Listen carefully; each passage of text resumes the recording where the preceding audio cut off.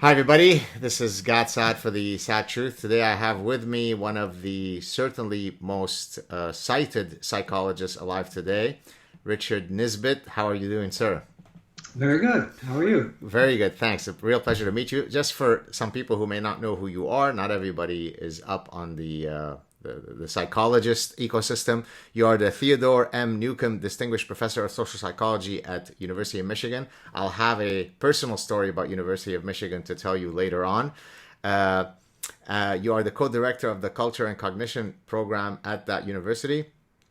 Some of the books that you've written, let me just mention them. I'll also put them in the description of in the description section of our chat.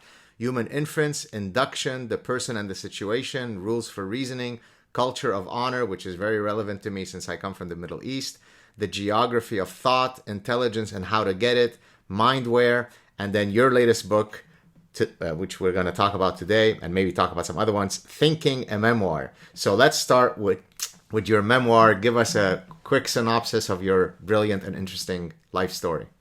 Well, thank you very much. My life story begins begins in 1941 in Texas, and excuse me, I grew up in the desert of El Paso, and decided to go to college at a place called Tufts, which I had never heard of, but I graduated from high school in January, so I wanted to get started on college right away. So I looked at Lovejoy's catalog to find that New England liberal arts college with February admissions with the highest average SAT score. So never heard of it, but okay, it's Tufts. Then In Boston, right? That's right.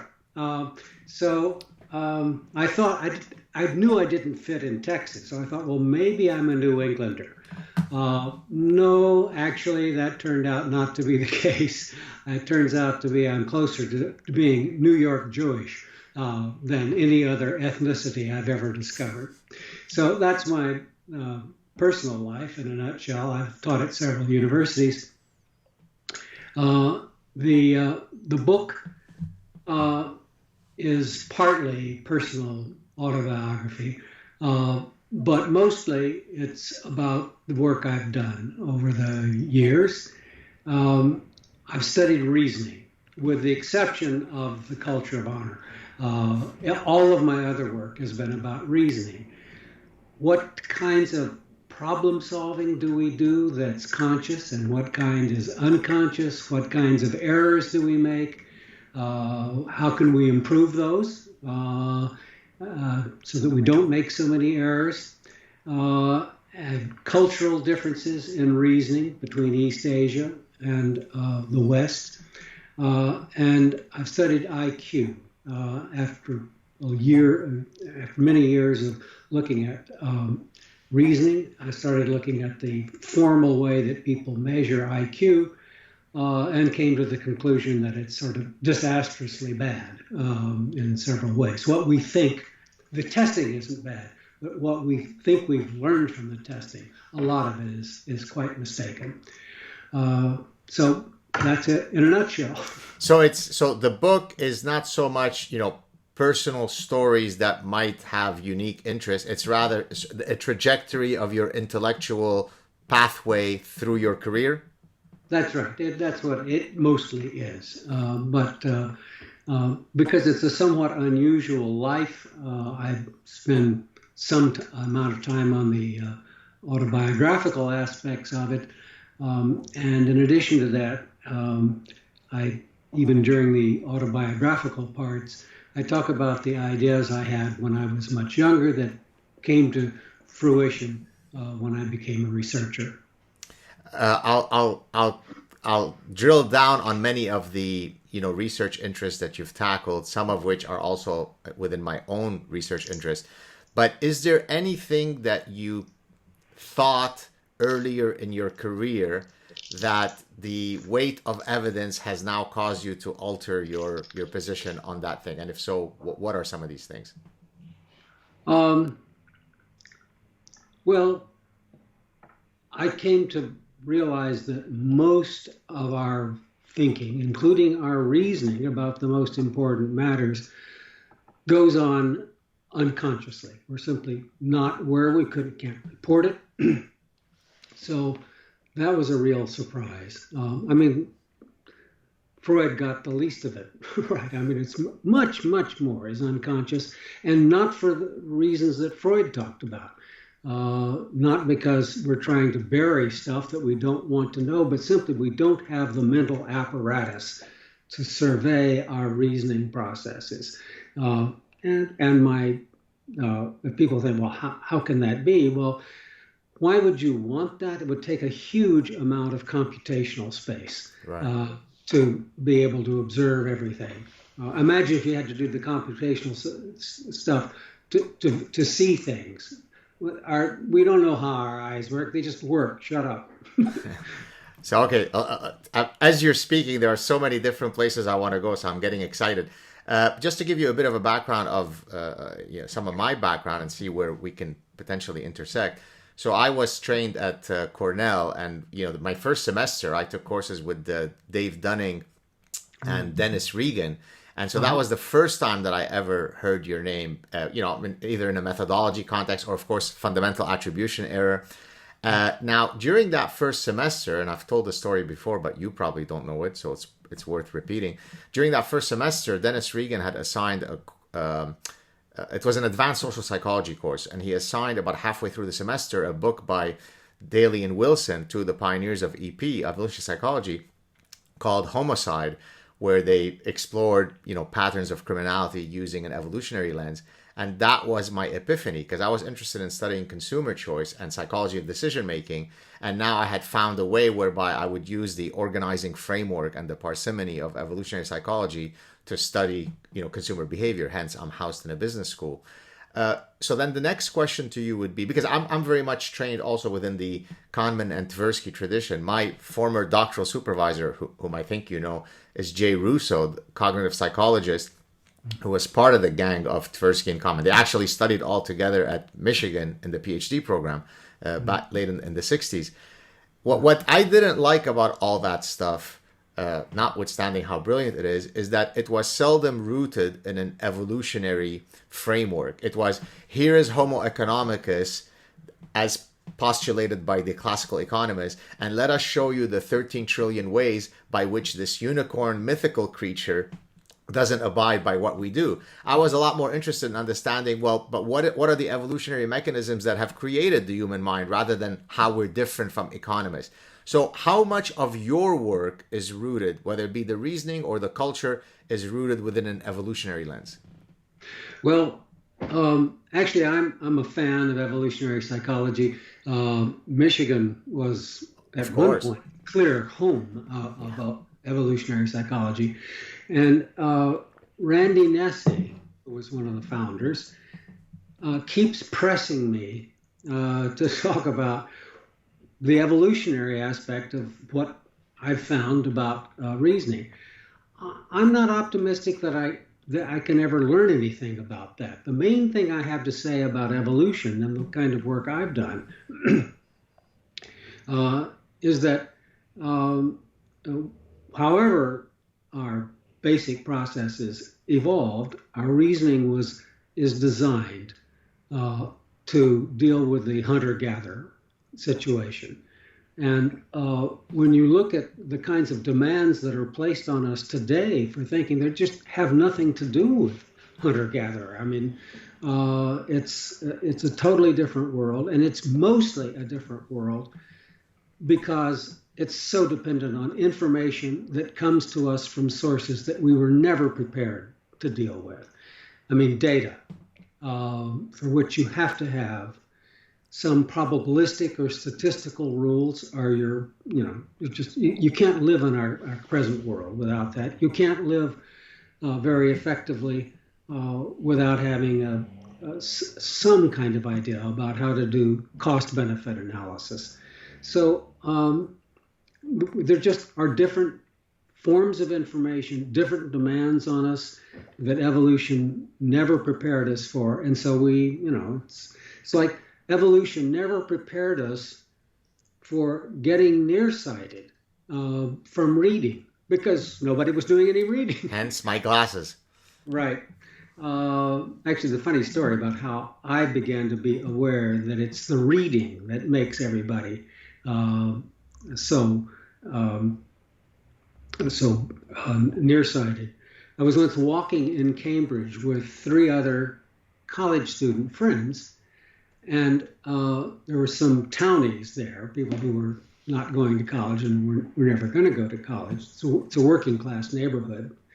And they started laughing. Says, "Look at those guys. They're all wearing glasses." I said, well, "Hello, doesn't everybody wear glasses?" So I came up with a hypothesis. What's different between me and these guys? Oh, I've spent my life reading, and they probably haven't. So, but I'm not sure that ophthalmologists admit today that what's making you nearsighted is the reading. I mean, it's it's too bad, because we all have to do it, and some of us are going to get bad vision as a result. But thank goodness we can circumvent our evolutionary history with eyeglasses. I mean, you mentioned ophthalmologist and you mentioned Randy Nesse. I've had him on the show. He's a fantastic guy. I love the fact that he, has been a crusader, if I can say it this way, of trying to Darwinize the medical school, because that's exactly what I've been trying to do in the context of the business school. And while I've certainly made effort, progress compared to 25 years ago, it is still quite difficult for most of my colleagues to accept that biology is in any way relevant in explaining employee behavior and employer behavior and consumer behavior. So they are completely convinced that somehow when you put on those hats, you exist on a supraplane that is bereft of your biology. It's simply hallucinatory that they would think this way. And which brings me, by the way, and I want to come back to reasoning in a bit and how you could link it to evolutionary theory. But this brings me to the story that I promised you that I would tell you about University of Michigan. So in 2007 or 8, I had been invited when my first book had come out, where I lay the ground for how you would Darwinize consumer behavior and consumer psychology. I had been invited to the psychology department at University of Michigan to speak, and then the next day I would be speaking, giving the same talk. They had cleared me to give the same talk at the business school. So on the Thursday, I think I gave the talk at the psychology department, and it was and these are tough crowds. I mean, these are really wonderful, accomplished people, and they loved it. Yes, of course, evolutionary psychology matters, blah blah blah. I give the exact same talk at the business school the next day. It was by far, by multiple orders of magnitude, the most hostile academic crowd that I have ever faced. I couldn't finish a single sentence. I'm sure you've never given talks to English professors. But Oh, is that right? Are they? Oh, God. Oh, they're hopeless. They're hopeless in their aggression? Huh? In their aggressivity, you mean? Yeah. Oh, yeah. Oh. I mean, it's just I can't say anything to a group of humanists without them being ready to crucify. Oh, English professors, and that's it. I thought you meant English, meaning they're from Britain. No. I was thinking, what? I don't get. Okay, sorry, English professors. Okay, as a discipline. So anyway, so that was the story. But coming back to reasoning, if I may, or unless you want to say something about the Michigan Business School crowd, do you want to weigh in on that? Well, no, I actually am a little bit puzzled by that. I mean, Michigan is. People are decent here. They're polite. It's Midwestern nice. Now, University of Chicago. No, I've given talks at Chicago. I mean, it's piranhas there. But so I'm surprised to hear that U of M business. Again, and come to think of it, I can't think of anybody from the business school who's ever been involved with evolutionary psychology stuff at the university. There were 2 people who were big supporters, and I've maintained a friendship with one. But other than those 2 people, everybody else was. As a matter of fact, one person, you know how you meet people before you actually go to the talk, you meet them privately in their office. So one professor said to me, well, I'm not exactly sure, why you study evolution psychology, because I mean, that's really an unfalsifiable theory. So, to which I thought it was so hopeless to then engage him that I just deflected and said, oh, so how long have you been at University of Michigan for? Because for me to try to prove to him that the amount of evidence in support of evolution is probably as strong as the amount of evidence for the existence of gravity seemed unnecessary at that point. But I mean, I still face those things, and of course, people like David Buss and Nessie and the rest of them have been facing it for generations, right? Oh yeah, no, I talk with Randy from time to time, and I say, "Oh God, how can you stand it?" I mean, he was actually I don't know if you know that he founded. Well, first of all, he founded the field of evolutionary psychiatry, and he was hired by the University of Arizona to Arizona State. I mean. To run an evolution and medicine outfit. And he had to deal with people who would call him a fascist if he said, that the difference between the way men and women like to behave might have anything to do with biology. I mean, it's just, I think you make more progress with evangelical Christians in the Deep South than with it is so true. But I mean, by the way, that speaks again. I don't mean to be plugging my work, but in my latest book, the Parasitic Mind, I talk about idea pathogens that parasitize people's brains. Well, I mean, first of all, the ones who are the creators of the parasitic ideas are university professors, and then the ones who promulgate them are university professors. So the fact that you are a highly educated, supposedly sophisticated intellectual does not inoculate you against bad thinking. So since that's the title of your memoir, it is proof that even the highfalutin ivory tower folks can be just as dumb as the rest of folks. Yes, actually, I'm thinking about writing an article about the stupidity of smart people. I mean, not all of them, but I mean, it's Hillary Clinton was the smartest law student when she was in law school at Yale Law, which is the best in the U.S. And that requires super high IQ. And yet she ran two incredibly stupid campaigns for president of the U.S. I mean, they were incompetent in so many ways. And, is she smart? Yeah, she's smart, but there are these, lacooning holes in the reasoning in all of us. But there are people as prominent as Hillary Clinton. They're under the magnifying glass all the time. I suspect, and I mean, not to get into a political conversation, but of course we can from a psychological perspective. My feeling is that the reason for some of her failures is kind of an inability to be introspective about her inauthenticity, right? There's a sense of entitlement that came with, I am the chosen queen, therefore I don't need to work hard. Whereas her competitor was working, 50 times as hard because he really wanted it. She thought she was anointed, and she's completely blind to her inauthenticity. Now, I don't know if you'll agree with this, but I mean, when I see her, look, and I'm in Canada, I always remind people, I don't have a dog in the fight.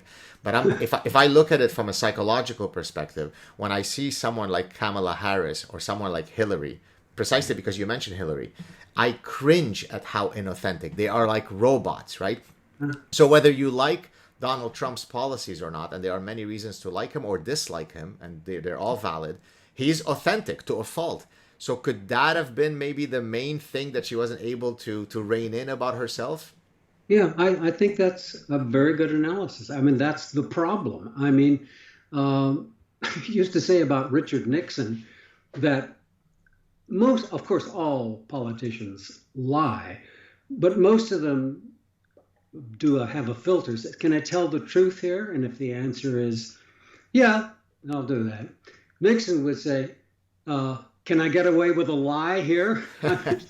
Even about things that didn't matter. That would have, but I have a rule about Democratic nominees for president. And that is, if they're a stick, a British word, which you, as a Canadian, you might know, sticks do not win the presidency. And if you look back, Adlai Stevenson was a stick. The governor of Massachusetts, who I can never think of. Dukakis? Dukakis was a stick. Gore was a stick.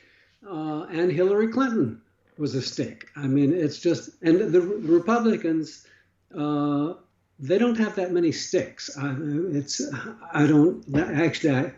can't think why offhand. I'm at a loss for an explanation of why the Republicans, they produce a lot of people I don't like, that's for sure. But sticks, no, not really. Interesting. Going back, if you don't mind us jumping back and forth, when you were talking about, you don't see how necessarily an evolutionary lens might inform your work or be relevant to your work, although you are a supporter of evolutionary psychology. So I thought of two possible lines, which I'm almost certain that you would know of. One, of course, is Tooby and Cosmidis's, Wason task, right? Where when you give people that task using abstract terms, then they're unable to complete it or complete it at a much lower rate. But then when you give it using an evolutionarily relevant context, suddenly your capacity to, in this case, reason, solve that task improves. So would that not be a very, very tangible way by which the study of reasoning and thinking and an evolutionary lens have proved to be quite fruitful? And then I'll give the second example after. Yeah, actually, I'm not a fan of their work. Okay, why is that? No. I mean, they're perfectly right to the demonstration that if you give people meaningful material, they can solve the Wason task.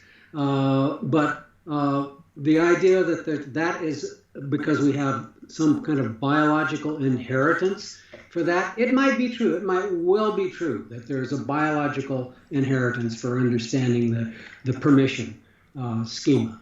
But learning could also give us that schema. I'm just living in a world where we're seeing the need for reasoning about permission or obligation. I mean, it's so it isn't that I think the data are wrong. It's that I think they don't establish that we have wiring for the permission schema or the Wason schema. I mean, if I were not to be their spokesperson, but I think what they might argue is that one of the possible ways that you might rule out the alternative sort of learning explanation is you could establish that phenomenon, as you well know. I'm speaking to a guru of culture, so I don't need to be telling you about this. The universality of that effect, so that you could take tribes or peoples that are otherwise have evolved, or not evolved in an evolutionary sense, but have grown up in a completely different learning ecosystem, and they exhibit the same effect. And another one I might add is people who suffer from particular, I think, brain damage will then have that effect won't manifest itself. So there's a particular centralized place where that type of could we have built a nomological network of cumulative evidence that would otherwise convince you that it is an adaptation rather than due to learning? I could be convinced. You've prompted me to get Randy to give the evidence, because I'm sure he's going to know the evidence since the initial demonstration, because I'm perfectly happy to be corrected if I'm wrong about that. This, by the way, what you just said is exactly how a real scientist should think, is exhibiting epistemic humility. And that's one of the difference between political debates and what, a very esteemed psychologist just said. I'm perfectly happy to be shown wrong if the evidence is there. That's what makes science the liberating epistemology that it is. It doesn't care about your personal feelings. Right? It's humble. The second example I was going to... Go ahead. Let me just sure. Respond to that, because I once gave a talk at Rockefeller University, and there were a lot of New York business people in the audience. And somebody asked me a question, and I said, I don't know. I don't have any information about that, really. And afterward, he came up and talked to me and said, I thought it was very interesting that you admitted to not knowing something. In business, you can't do that. You can't just... I don't know. Is that true? You would no. So I have two ways to answer this. Look, when I get up in front of my business school students and they ask me a question that stumps me, I give the exact same answer that you gave, which is, wow, that's a great question. You know what? Send me an email and I'll look into it. I actually think that's a great way to answer, in that it builds trust. Because right. I would think so. I think in the business world, because oftentimes there is, it's on hyper steroid of Machiavellian intent, right? Therefore, showing that I don't know something might suggest weakness, might suggest I'm not. So I think it ends up being sort of a fast and frugal shortcut to it's weakness. I wasn't prepared. Therefore, BS, and hopefully you can wow them with your BS. But I don't really think that in the context of the university setting, if you're at a business school, you should be BSing. But maybe in the practice of business more so. Does that make sense? Right, it does. Second example, Richard, of how we might apply an evolutionary lens to reasoning. I think you would know this book. Dan Serber and Hugo Mercier, the book on theory of, is it called, I cited in my latest book, Theory of Argumentation. Was that what it was called? I don't know that book, and you're certainly right to expect that I would, but I don't. Oh, you know what? I so encourage you to read it. I think you're going to love it, especially someone who's as much of an accomplished person in studying reasoning. What they basically argue, if I can vulgarize it, this is a word, by the way, that in English people don't like. I remember my publisher at one point had said, don't use that word. In French, when you say to vulgarize, it means to simplify, to put it in a way that is, but somehow in English it means like, oh, it's vulgar. They don't understand that distinction. So I'm using it in the French sense. So I heard it in the French sense. Oh, thank you. There you go. I'm married to a French scholar. Well, there you go. Okay, so to vulgarize what they talked about, they basically said that we haven't evolved the reasoning faculty to pursue truth, because in the chapter that I cite them, I'm talking about how to seek truth epistemologically. How do you seek truth? And rather, we've evolved the reasoning capacity to prove that we are right. That's why it makes it so difficult to anchor people off their positions, even though the incoming evidence, contrary to your epistemic humility, should suggest that you should change your opinion. And I think they incorporate some evolutionary twists. So I guess we won't talk about it anymore now, but please, if you do end up reading it, I would love to, even if privately, for you to send me what you think about it. Do you know them, by the way? Do you know either of them? I know Dan quite well. He actually spent a semester here. He is the person I know most likely to have been a visiting professor at any particular place in the world. I mean, he's sought after by psychologists because he's a very good psychologist, by anthropologists because he's an anthropologist, and by people in the legal field. The argumentation kind of thing will tell you that's enough to know that he's going to be interesting to legal scholars. He's a brilliant guy. So I will certainly look at the book. But give me the name again, or send it to me. I'll send it to you. It's somewhere behind me. I can't remember the name, but I'll send it to you. You mentioned psychology, anthropology, legal. One of the things that has defined my career to a fault, and I'll ask you to comment on it, is that I am a true intellectual variety seeker. In other words, I do exactly what one shouldn't do according to the rules of academia, which is, focus on one particular area, drill down, keep producing plus epsilon studies, study one, study two. So I go all over the place. I publish in medical journal on Munchausen syndrome by proxy, which has absolutely nothing to do with anything in the business school. I publish things in bibliometrics. I publish things, of course, in consumer behavior, in evolutionary theory. If Richard Nisbett comes to me and says, hey, Gad, I think this might be a cool project for us to look at, I don't have the mental module to incorporate a careerist calculus of, is this good for my career? Because I'm truly a purist. So I'm an interdisciplinarian by temperament. And yet universities say they want that, but they don't reward that. As a matter of fact, they look at my CV with derision. Oh, you're all over the place, Gad. So what's your thinking about this? How can we improve the commitment to interdisciplinarity and so on? Honestly, I don't know. I mean, I'm certainly an interdisciplinarian myself.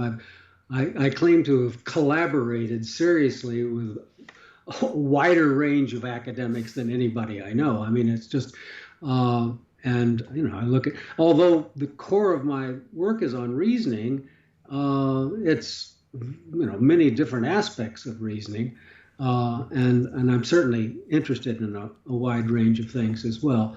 But I know what you're talking about. I mean, universities. I mean, it's they don't have an optimal reinforcement system. Ohio State social psychology tells you when you get a job there how many Journal of Personality and Social Psychology papers you have to publish in order to get tenure. I mean, that's revolting to me. Yeah. I'm with you. So, at any rate, so you can get away with it at some point. Well, business schools, I've been told, are not very. They do expect you to do stuff that's relevant to business, right? I mean, I know at some schools you can get away with murder. I mean, Stanford, I thought Michigan, but I have a student actually who had some trouble getting tenure because although the work was superb, it wasn't clear how it was related to business. Yeah, I mean, I think there's lip service that's granted to the idea that it should be rooted in some real world, but the reality is that what ends up happening in many cases with business school faculties is that they simply do the theoretical research and kind of couch it in the context of managerial psychology or consumer psychology or, right. So many people have lamented about the fact that the research ends up being quite esoteric and fully removed from practical considerations, which is a real shame because I think you can be very rigorous while still tackling relevant and applied problems. So next thing I wanted to talk about is, are there any psychologists that you've met that upon meeting them, and you don't have to name names, that you loved their work, but I'm trying to ask this question because you wrote a memoir, so it's the personal stories that are fun, that upon meeting them, you were greatly disappointed in their intellectual capabilities. So you had an image of them as this great scholar, but then you hang out with them in a private party and you're like, this person is dull and dumb. Right. No, it happens. It does happen. Yeah. I mean, some very famous people.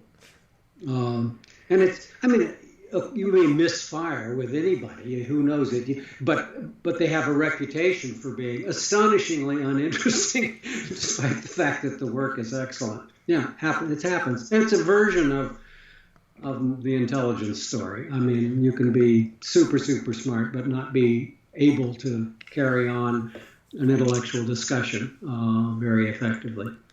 Frankly, I have found your career has been obviously much longer than mine, but in my career, I have found, to my chagrin, that while, of course, most of my colleagues in their own unique ways and their own expertise are very bright people, very few of the folks that I've met meet my standard and expectation of what it is to be an intellectual. You see what I mean? I don't mean a professional professor. I mean an intellectual. I could sit down with a philosopher of aesthetics and really immerse myself in a conversation because I'm just wide-eyed. And as I said, I'm an intellectual variety seeker. Is there a way that can be trained into people, or is this something that is innate? So sort of going back to the nature-nurture question, what's your feeling? I must say I have a heavy bias toward assuming you either have it or you don't. That's what I think too, yeah. I mean, it actually is a thing that's interested me my whole life, of people who are smarter than I am, who are not very interested in things. I mean, it's just, to me, it's inconceivable that you could be really, really smart and not be an intellectual, and be a million miles from being an intellectual. There's a term that a good friend of mine who is certainly someone who's very interesting, if not, some people think divisive. I don't know if you know the author, Lebanese author. I'm also Lebanese. His name is Nassim Taleb. You're smiling. Should I stop and let you fill in, or should I keep going? Yeah, I'll go ahead. I'll jump in and you'll see what. He's brilliant. I mean, a lot of the stuff he comes up with is just fantastic. But I know I would hate him when I'm from reading him. Why do you say that? Go, give it to me, Richard. The doctor is listening. Well, no, I can't point to chapter and verse, but it's the egotism, the laziness. I mean, he's saying stuff that if he knew a little bit more, he would have said it differently, or he would have given it a better evidence base. But there's no denying the brilliance. I mean, but you'll probably know. I've thought that I'm not sure I read this in his work, but Lebanon everything was terrific, and it was peace and all these different groups, and the economy kept improving, and then suddenly it fell apart. When I read that, that had to do with an important impact on his thinking. Is that? Yeah. So you may or may not know, I'm Lebanese Jewish. We were part of the last bastion of steadfastly refusing to leave the Middle East Jews. Most Jews had been completely extirpated from the Middle Eastern reality, but there was a very, very small Jewish community that had remained in Lebanon, and I happened to be one of those. My family happened to be. And when the Civil War broke out in 1975, it suddenly no longer was feasible nor possible to be Jewish in Lebanon. So we had to put on some really good running shoes and run really quickly, lest we desire to have our heads severed from the rest of our bodies. And so I didn't know that. Oh, okay. Well, you should look into my personal history, because it's maybe if I ever end up writing a memoir, I will be. Although in chapter 1 of the Parasitic Mind, I really do get into it, because I discuss my personal journey in Lebanon as a background to understanding why I think identity politics is such a loathsome idea pathogen, because Lebanon is the perfect society if you want to organize the entire society along sectarian lines, right? Because the president has to be of a particular religion, the prime minister has to be of another, the number of parliamentarians that sit in parliament are allocated as a function of which religious heritage you have. You walk around with an internal ID akin to a passport, so that if the cops stop you, the number one thing that is written on that internal ID is your religion. And Jews, it wasn't even written Jew, it was written Israelite. So in Arabic, Arabic is my mother tongue, so in Arabic, Jew is Yahudi, whereas it was written Israeli. So it even created greater animus towards the Jews. So I think Lebanon was a great place in the same way that when you say, well, this guy was jogging, he seemed perfectly healthy until he dropped of a heart attack, right? So everything is great until it's not great. So Lebanon was great only because there is this tension of coexistence. But then once some fire is lit, then all hell break loose. And so to me, it's terrible that I'm now seeing that in the United States, it is considered to be laudable to organize your entire society along identity political lines. It's unbelievable. Yeah, no, it's terrifying. I was terrified by the Lebanon situation long before I ever heard of Trump. I mean, right. But now it's truly, I mean, you do. Americans, I think all Americans, thoughtful Americans, say it could come apart here. It absolutely could. It really can. And I've been warning people for well over 2 decades. People at first thought I was engaging in hyperbole when I said, look, Lebanon is going to come to a neighborhood near you. It might take 20 years, it might take 50 years, but if you remove the liberating foundational values of individual dignity and you go along a collectivist ethos, there's only one way this goes. We've seen it in the Balkans, we've seen it in Rwanda, we've seen it in Lebanon, we've seen it throughout history. The movie has already been played 1,000,000 times. But the reason I want to close the loop on Nassim, just so that people know why I mentioned him. When you talked earlier that you were interested in writing an article on smart people who are dumb, well, Nassim has coined a term that I think you'd find quite interesting and enjoyable for your article. I think he calls them intellectual yet idiots. Intellectual yet idiots, or yes. Imbeciles. I can't remember. It's IYI. So I think that framework that he developed might be relevant to your own article. Right. Yeah. Right. Okay. Yeah. No, that's the idea exactly. Isn't there a Yiddish term for? I'm pretty sure there is a Yiddish term for someone for just this kind of person. I mean, it's smart on the surface, but a fool. But a fool, exactly. Okay, let me ask you this, linking it to the memoir. So, and you probably know this, but I'm going to mention it for our listeners. One of my professors at Cornell was Tom Gilovich, who was I don't know if he was the founder of this, but certainly the one who's most known for today of studying the psychology of regret, specifically regret due to action versus regret due to inaction. I really regret the fact that I cheated on my wife and now we're divorced, versus I really regret that I never pursued a dancing career. I never wanted to be an accountant. So having written a memoir, would it be okay if I were to ask you, looking back at your life, what are your top, say, 2 or 3 regrets, and do they match with Gilovich's theory? Well, there's a great, speaking of English professors, and I don't often, but an English professor at Yale who was incredible. I mean, you could say, Act 3 of Lear, the second speech, and he would rattle it off. I mean, but he was absolutely, I can't recall his name offhand. Maybe it'll come up later, but maybe it'll pop into my head later. But he said, when he turned 70, he started thinking about all the occasions in his life in which he had been terribly embarrassed. When I turned 70, I started thinking about the occasions on which I had been unkind to someone. And it really, and then and I'm pretty kind. I mean, and my students like me and so on, but I mean, I can be worse than brusque. It's so, and I still, I have, that reverberates today. Oh my God, there's so-and-so. I'd forgotten about, what I said to him that I really should not have said. So it's a recurrent, multiple regrets, all centered on being less kind than I might have been.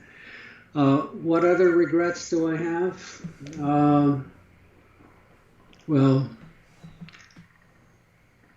nothing as interesting as that, that's for sure. Right. I mean, I remember when I graduated from college, how many of my friends were saying, "Oh, my wasted youth. I mean, I should have worked harder in college, and maybe I'd be in Yale Law School instead of Michigan Law School or whatever." I didn't have that because I worked 40-hour weeks. I mean, I was determined I was going to do as well as I possibly could. I was very, very ambitious. But I had no social life. So I sort of wasted my college years in the sense that, I didn't have a very good social life. So most of the people with regrets about their college years were, that they should have worked harder. They could have had a more productive life. Listen, I think the fewer regret that one has when they've reached your stage of life, that could be a proxy measure of a life well lived. Could we say that, you think? Yes, I think so. Although with a few holes here and there. Right. Now, in your book, in Thinking, a Memoir, your latest book, the dedication, I'm going on memory, is it to Susan, 50 years, something like that? Is Susan's your wife, if I may ask? Right. So could it be, and I'm asking this both because I think it's an interesting question to ask someone who's written a memoir, but also from a selfish perspective. In my next book, I talk about sort of the recipe for the good life. And so you'll see in a second why I think this question is relevant to that eventual book. I talk about, choose your mate wisely. So do you think that you've been married 50 plus years, right? Right. Would you agree that, so in my book, in my next book, I talk about 2 choices that you have to make that either will impart great happiness to you or great misery. Choose the right mate and choose the right profession, because most of your time you're going to spend it either at the family and at the job. And if these 2 are good or bad, you're well on your way to trajectory of Mount Happiness or Mount Hell. Yes. Is there a recipe that you can offer? And I understand that David Buss is the guru of mate choice, but is there a recipe that you can offer, given your long-standing happy marriage, as to how we pick the right mate? Well, blind, dumb luck. In my case. Really? Okay. Oh, absolutely, absolutely. I mean, I this is hard even for someone of your age to understand, but when I was in my mid to late 20s, I wasn't married, and people thought that he must be a confirmed bachelor. I mean, really, if you weren't married at 26 or 27, what's up there? And I dated a lot. I was making up for not having done that much in college. And I dated people until I decided I couldn't spend my life with them. And then I stopped the relationship because it wasn't fair to continue it. And I began to think, it may well be the case I'll never find anyone. So I foolishly accepted a job at Yale rather than the possibility, actually, of a job at Harvard, without thinking through. There wasn't going to be anybody to date in New Haven. I mean, it's a very working class town, except for the academy, and except for the Yale. And I happened to have a friend who had a wife who had a friend who had a friend who turned out to be my wife. So you should get together with her. And I spent one evening with her and realized that I was going to ask her to be my wife. Wow. There's no doubt in my mind. Did she share those sentiments, or did she have to be persuaded? No, she thought we had nothing in common and didn't expect to see me again. So I had to be pretty persistent and persuasive. And after 50 years, I've yet to meet another woman I think I could be married to. I mean, it's so. Wow. Well, I do think that there is maybe a few recipe elements that can increase your likelihood of finding the right person. And I think you referred to it in the answer to your wife when she said, I don't think that we had anything in common. Well, I think that you did have things in common. Maybe she hadn't seen them, because the old adage that birds of a feather flock together, a sort of mating, is certainly true. And we know this certainly from tons of evolutionary psychology studies. I think for short-term mating, opposites attracts might work well, right? If I just want a little short dalliance, I'm introverted, you're extroverted, let's go at it and have fun. But for over the long horizon, I think if we share similar values, similar beliefs, similar mindsets, that surely is going to put the probability of success on our side, don't you think? Right. Well, I mean, my wife and I are so different in so many ways, but she has the attributes that are crucial to me. She's very, very smart. She's very kind. She's the most liked person I know. And I joke that's the only person I Oh, that's the yin yang with your unkindness. Yes, right. The girlfriend I had before her, the serious girlfriend, was also a wonderful woman, so smart, so nice, so much fun. But I realized she couldn't stand up to me. I mean, if I could get into steamroller mode, she would have no recourse. I mean, she would just have to fold, and that would be terrible. And I sensed about my wife, there was a confidence there. She wouldn't let me get away with anything. And that's turned out, unfortunately, to be true. She never lets me get away with anything. So very nice. Couple of more questions, and then I'll wrap it up. Although, of course, I could sit and chat with you for hours.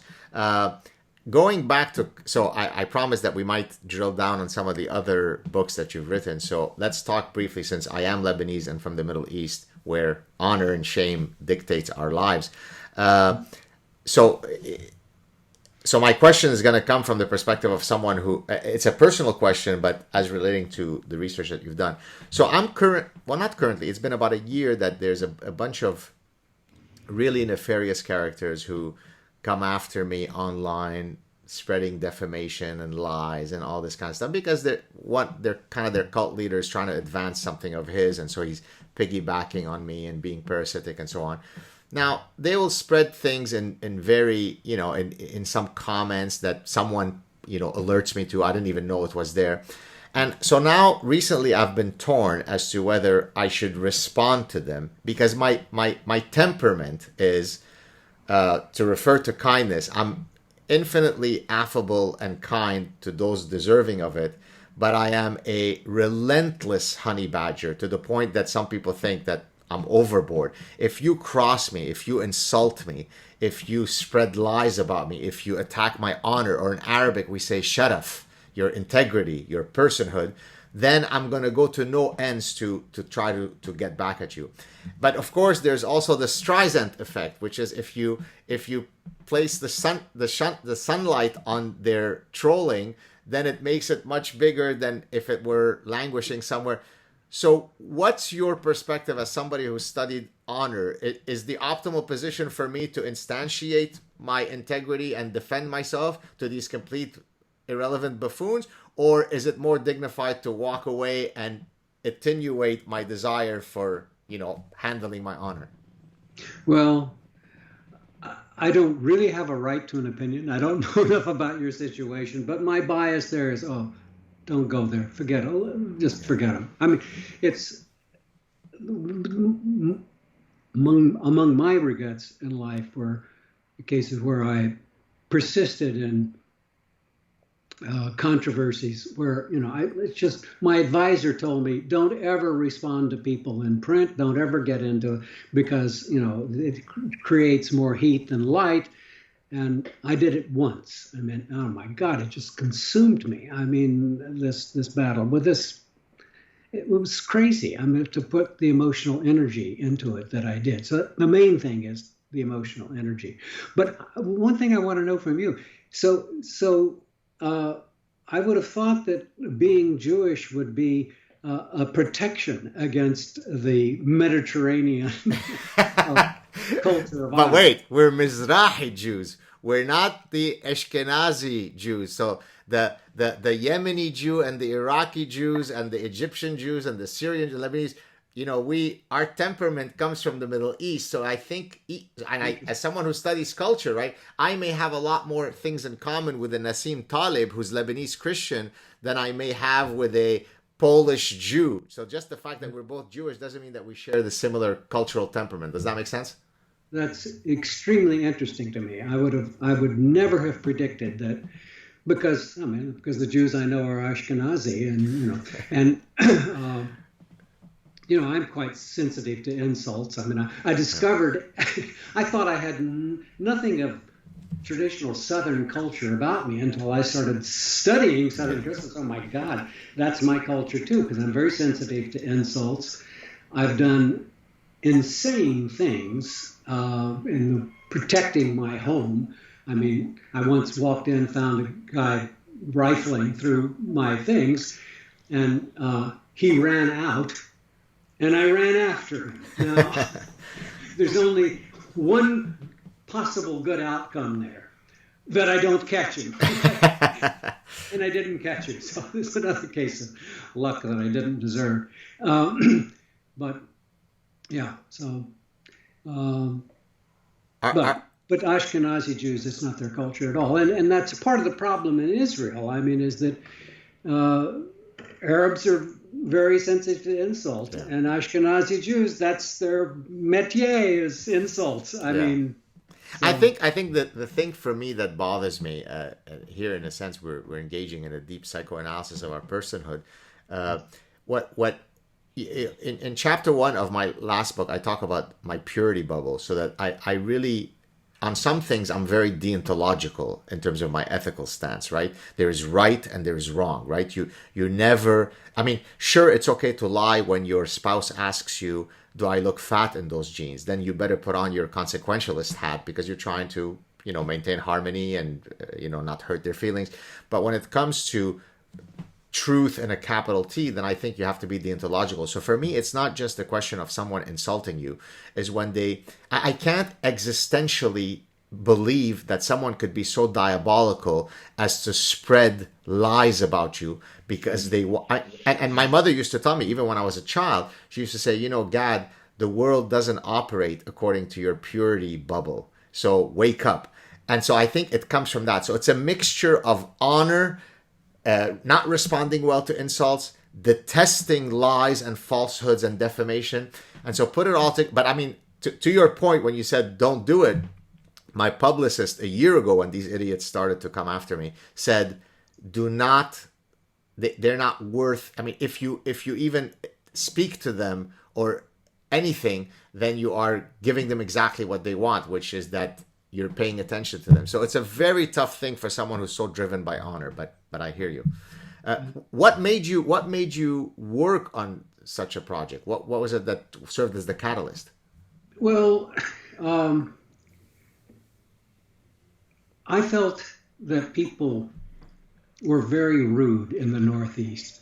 In the South, the word rude is used often. I never heard a Northeastern American use the word rude.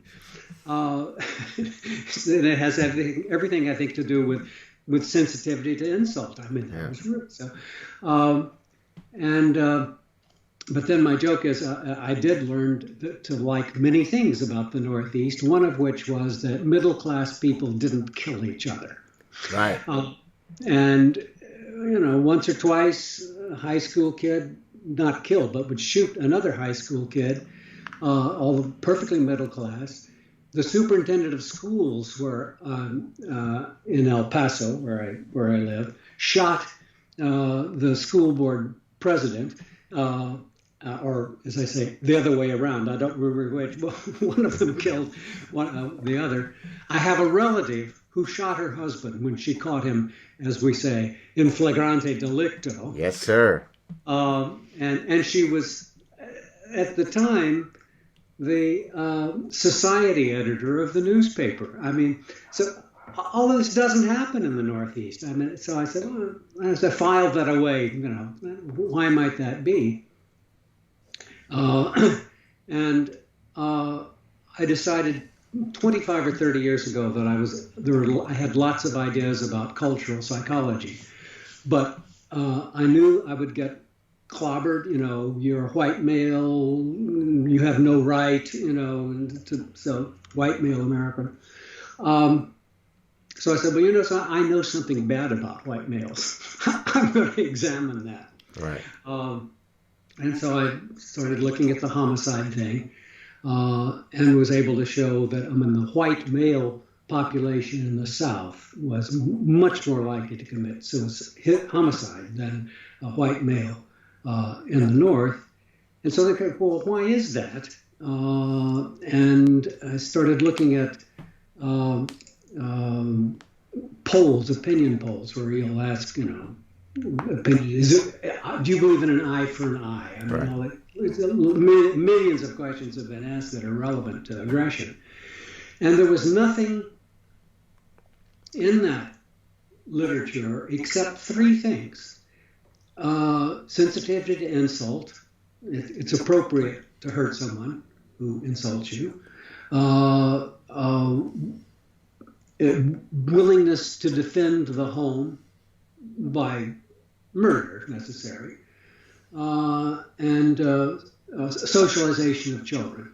Use physical punishment. My joke about my Brooklyn-born Jewish wife is when my son was 4 years old, he had never been spanked. He had done something. He crossed some kind of line that in my mind requires a spanking. And she said, "You spank him, and I will leave you." Wow. To me, that was you spoil the rod, and say, what is the expression? The rod, spare the rod and spoil the child. Exactly, right. So I said, I'm going to have terrible kids. No, you don't actually have to. I mean, that particular belief is quite wrong. I believe from personal experience. I mean, it's really better not to do that. So at any rate, I happened to be on leave, went to the south of France with my French scholar wife, and I found out that the South was reminiscent in some ways of the Italian mafia, etc. Right.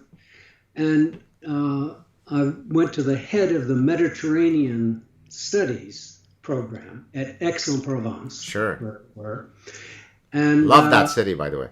What's that? I love that city. It's magical. Oh, it's my favorite city in the world. It's incredible. And I told him about the picture. He says, "Oh yeah, the U.S. South is a culture of honor," and so tell me more. so and then I did all the right tests to show that it's a culture of honor.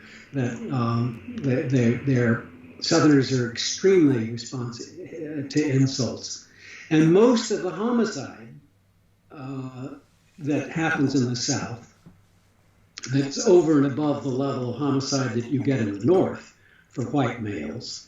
Most of it is insult related because the FBI keeps track. Was it a lover's quarrel? Was it a fight in the bar and so on?